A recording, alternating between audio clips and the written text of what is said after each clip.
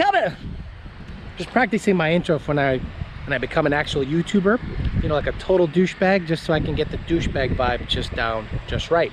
How you guys doing? This is Alex coming to you from Power by the Hour, a very familiar scene that you guys have grown accustomed to me seeing. Today I wanted to bring you a car that the moment I saw this car, I said, man, I miss my black car, because this guy built the car, in my opinion, just right.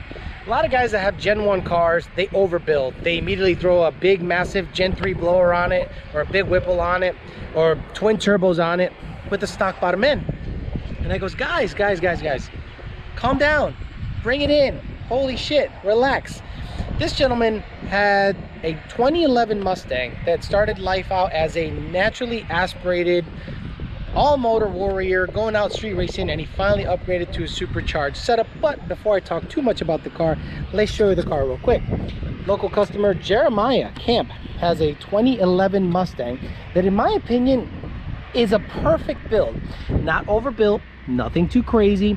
He didn't go ape shit on everything. It's done just right. I love, by the way, the 3.7 logo. Very funny if you roll up on this car, but obviously it's not sleeper anymore with the big meats in the back, the AT Street R's. He is primarily a roll racer, which is kind of the go-to thing down here in Florida. Not a lot of guys do a lot of dig racing on the street, and he occasionally visits the track.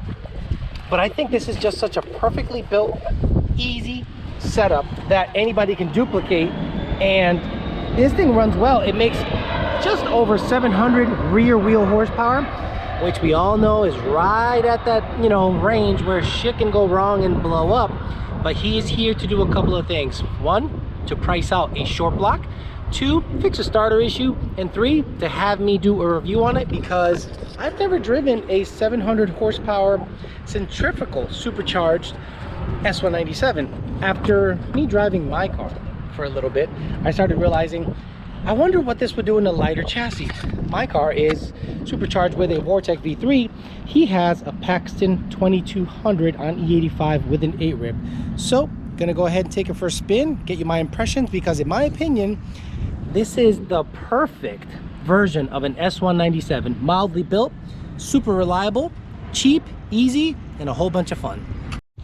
Okay, let's take a closer look at Jeremiah's car.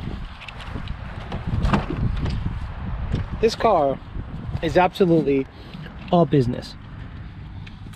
Base interior, no passenger seat, but clean. The guy keeps his stuff clean. He has a little, very little sound deadening back there. He took everything off of the car for weight reduction. The guy does not mess around. He does have a 4 Innovations fuel system, because I'm sure the FC3 or FC2 controller is tucked away back there. So he has return style fuel system to run E85. Again, this is a base car. Let's take a look at the engine bay real quick.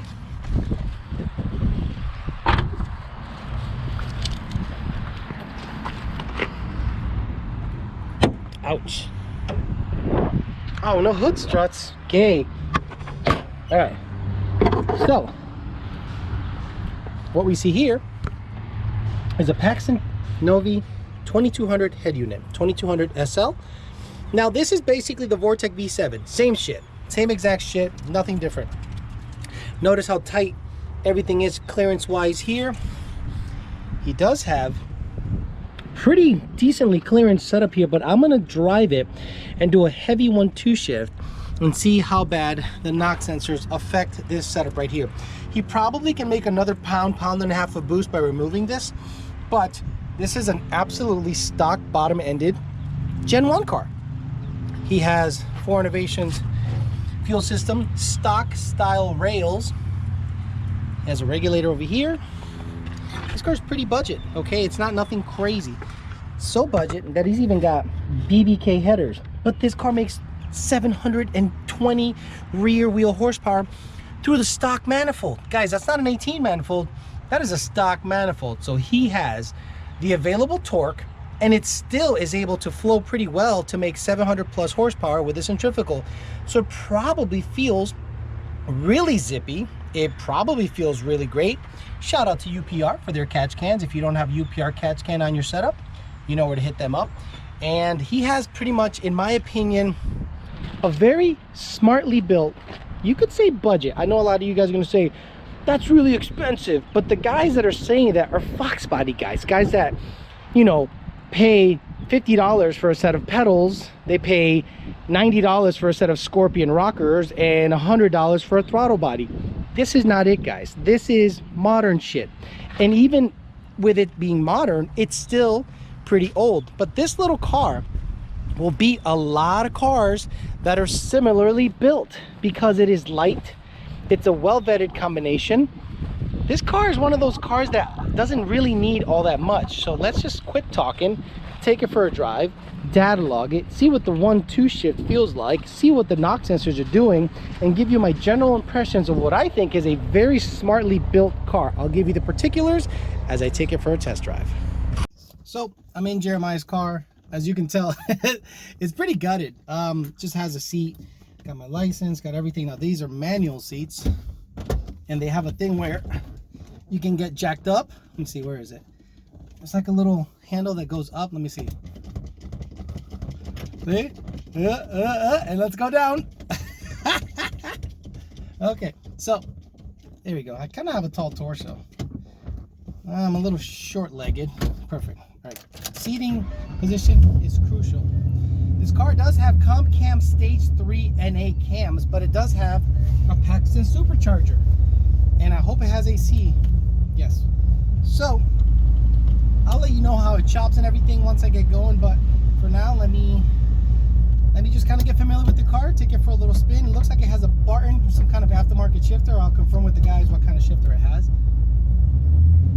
Probably a Mantic because it's smooth engaging. If it was an RXT, it would kind of clunk.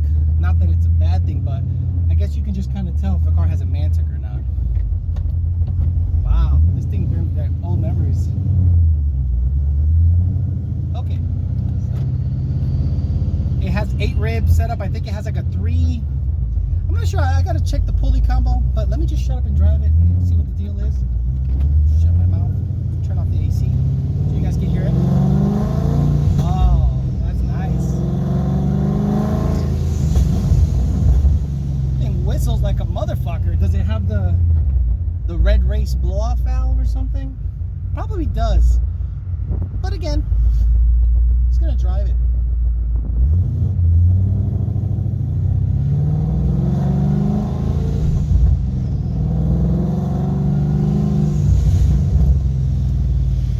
Definitely more noticeable supercharger noises, as you can tell.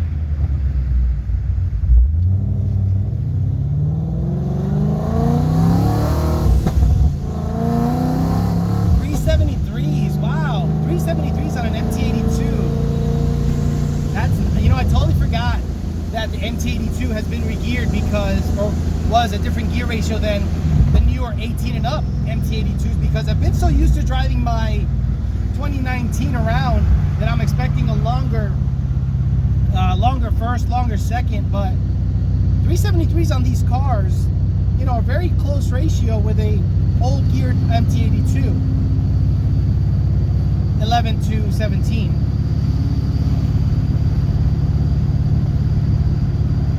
Now this is a cammed car, meaning comp cam stage 3s. I believe they're limited. They have limiters in them. E85, return style fuel system. Car's very drivable. So a lot of people see me drive the car and they're like, I wish my car was that smooth. And I'm like, just tune in your shit. This car is driving real smooth. It's not nothing like that. It does have skinnies in the front and big meats in the back, so I'm not going to take any spirited turns with the car. It's mostly a straight line car, but he's a roll racer, so he's one of those guys that does like a second gear roll from 5,000 RPMs and just goose it. And that's what I'm going to do. I'm going to do like a second gear, maybe 5,500 RPM and just stab it, do a 2-3, and hopefully nothing breaks. He did give me the okay to send it, but it's not my car. I don't want to break anyone's shit.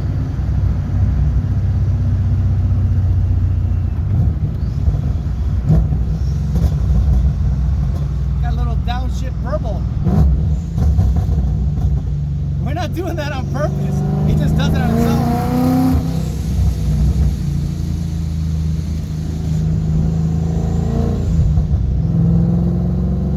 Oh, can you do that to my car? No.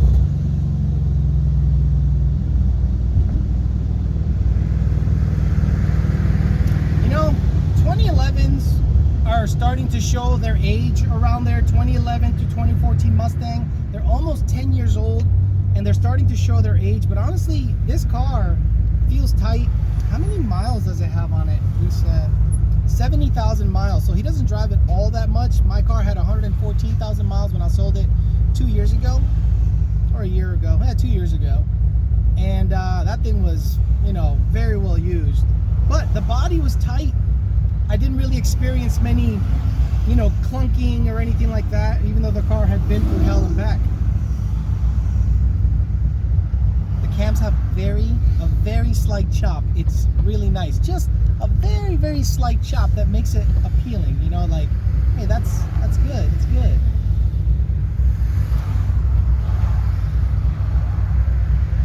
That's nice. That's really nice. I forgot that on these cars you still have to press the brake to turn off the traction control. Press the brake and hit the traction control button for 7 seconds, and it totally turns off advanced track. There's a cop back there, so I'm not going to get on it that hard.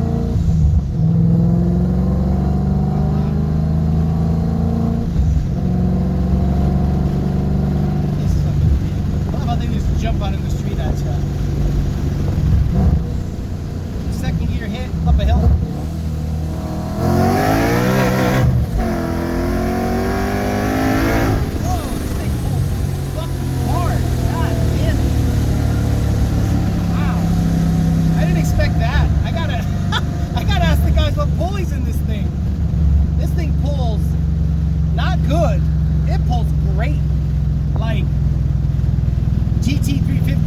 Turbo, great. Wow, that was and it blazed the tires, so I got to get them a little warmed up next time if I'm going to do that. That was second gear at say 6,000 RPM. Let's do that again quick. No cop, let's get after it. Woo! Holy crap, guys! This is a Paxton 2200, which is a V7 JT basically on E85 in a light body, and there is no lack of torque. It still kind of blazes the tires a little bit. I don't think I want to do a 1-2 in it because I think it'll just destroy the tires, but I'm going to do it anyway because I'm a little more confident in doing a 1-2 than a 2-3, because third gear seems to be the one that tends to break on these cars. So I'm going to do like a 1-2 just to see how it feels, and if it's nice and straight and it's not laying over or anything, I'll grab for third. But this thing is getting after it. When it gets up at about 7,000 RPMs, it's pulling hard. Wow, that solid axle gives you that confidence, and it's got that forward grip. It just constantly pushes forward. There is no dancing. There's no little, you know, wiggly silliness with IRS stuff. It's very predictable if you're used to a solid axle car. Wow, it brings back so many good memories. Whoop. Oh, Alex, it did a pop. I got it in a log. Shut up. Now this car does have Comp Camp Stage 3, so that might account for the insane top end it has. Like, it keeps pulling. Whereas something like my white car, even though it's not comparable, tends to peter out a little bit. This is a bigger head unit. It does have cams. It does have different gearing. It's kind of a completely different car. But I'm just going car to car comparison just to give you an idea of what I'm talking about. This is addicting. It's nice.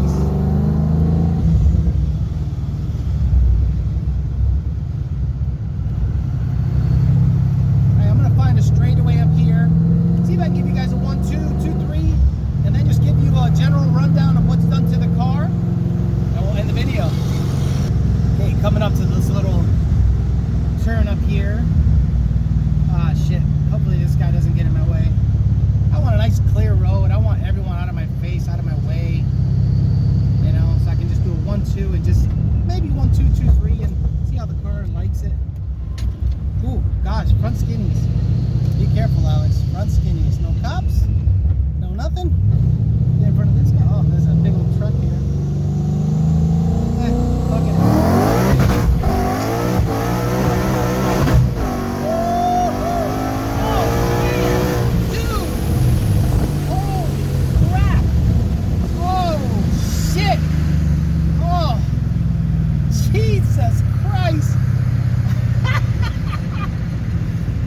Has 15-inch drag radials and it blazed them. It absolutely blazed them. I had to grab another gear and it blazed them all of second and then most of third.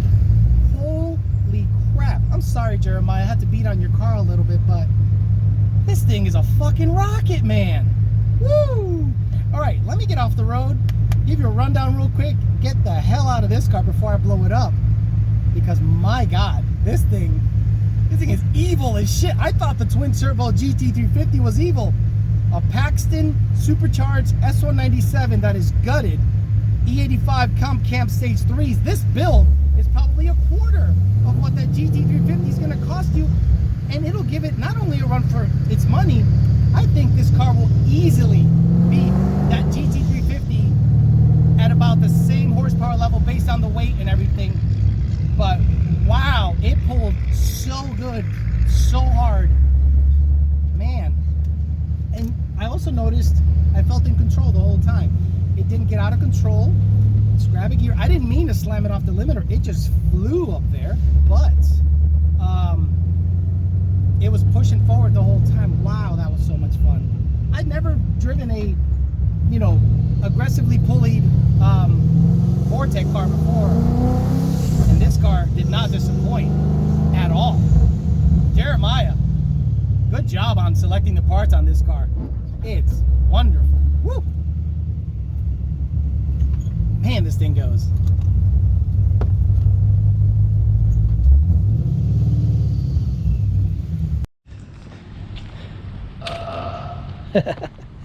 So there it is, guys. This little ride for fairly cheap money, set of comp cam stage 3s, Paxton 2200 with a 3.6 pulley, I was told. ID 1050X's return style fuel system. Lightweight, 373s, I believe. Is this got 373s or 331s? Feels like 373s. Right? Comp cam stage 3 cams, Paxton 1050X's? Yep. Return style dual pump 4 innovations? That's right. Let's hear those cams slightly chop. Yeah, baby. All the sauce.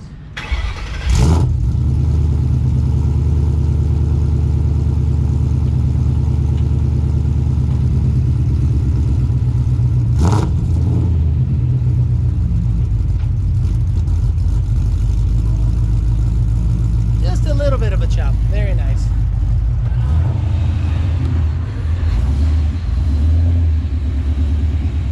That right there is a runner that'll keep up with many cars, and the build is probably going to run you less than $25,000. So if someone came in with a stock 11, Yep. just like Jeremiah's car, in order to build it, what do you think the build out cost would be? Figure the blower kit used $3 grand. Install we charge $1,700 plus fluids, so let's just say 2,000. So you're at 5 G's. To cam it is really another $3 grand. Parts, Okay. labor. I'm trying to think what else. Gears, figure another G installed. He's got oil pump crank. Yeah, oil pump, gear, crank all done at the same time as cams. E85 fuel tuning, system. E85 fuel system. I think he picked it up used. Normally it's like a $2,100 endeavor. I think he got it for around $1,000. Okay. Remote session, N-gauge, 979. So for less than 25 grand, I could build that car. Let's say buy a Yeah, let's car. say if you buy a car for Right, about right 10, under 15 grand. yeah. So Right. if you buy a car for right around there, clean, $13,000-$14,000, and then put another 10 to 15 in it. So $25,000, you could build a Gen 1 Coyote 750 wheel car. that'll just get it Wow. and be badass like that car. 'Cause Right? this car N8 gap. It was a badass little 18s, ride all down that there. shit. The car moved. Very cool. Still does. Thank you, sir. Thank you. Lucky Pezzo. Okay, thank you.